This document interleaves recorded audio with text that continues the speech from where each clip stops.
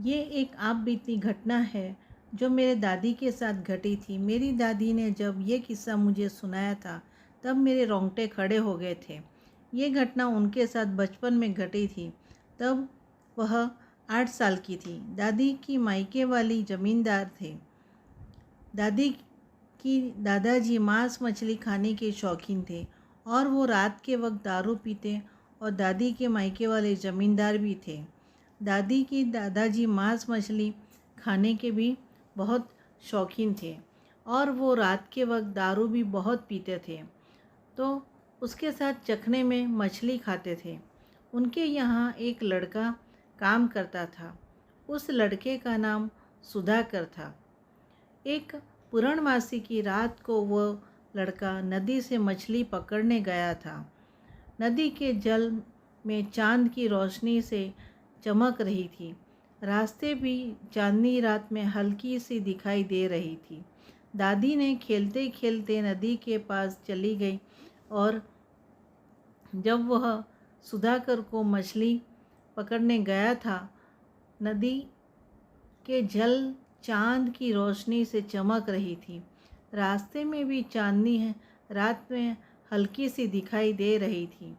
दादी ने खेलते खेलते नदी के पास चली गई और जब वह सुधाकर को मछली पकड़ते हुए देख लिया तो वो उनके पास चली गई और वह देखने लगी कि अरे, ये सुधाकर ने उन्हें देखकर वापस चले जाने को कहा, पर दादी जीत पर अड़ी रही कि वो बैठकर मछली को टोकरी में भरेंगी।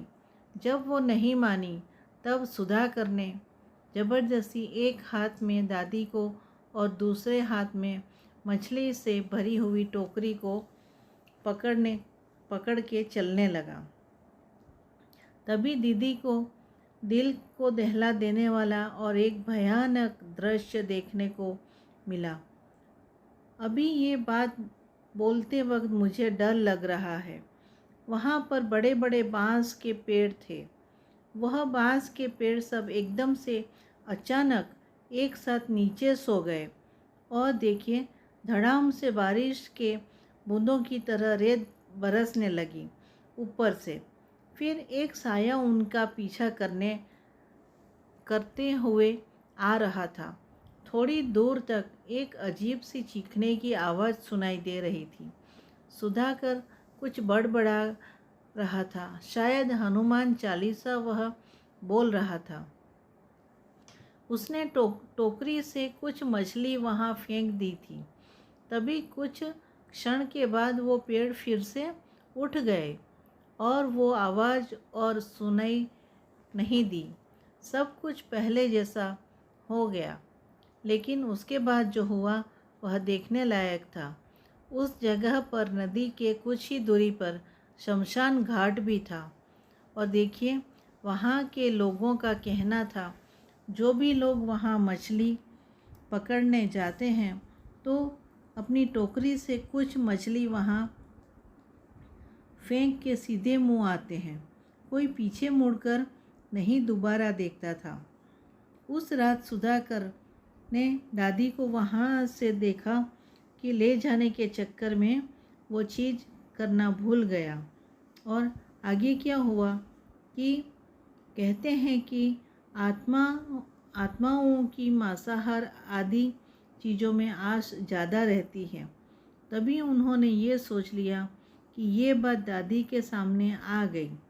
हालांकि वो इन आत्मा आदि चीज़ों में विश्वास नहीं करती थी, लेकिन उस दिन जो उन्होंने देखा वो चीज़ हमेशा के लिए उनके जहन में रह गया था। वो समझ नहीं पा रही थी कि ये कैसे हुआ और जो घटा सच था या कोई वहम। उस बात के 2 दिन तक उनके शरीर में बुखार रहा। वैद्य जी का कहना था कि वो उस वक्त चौंक गई होगी, उसकी जगह से उन्हें बुखार आ गया, इसीलिए उस दिन के बाद वो कभी वहाँ नहीं आई पर वो दिन को कभी नहीं भूल सकती थी। वही प्रश्न उनके दिमाग में घूम रहा था, वो घटना सच में थी या उनकी आंखों का वहम था। धन्यवाद।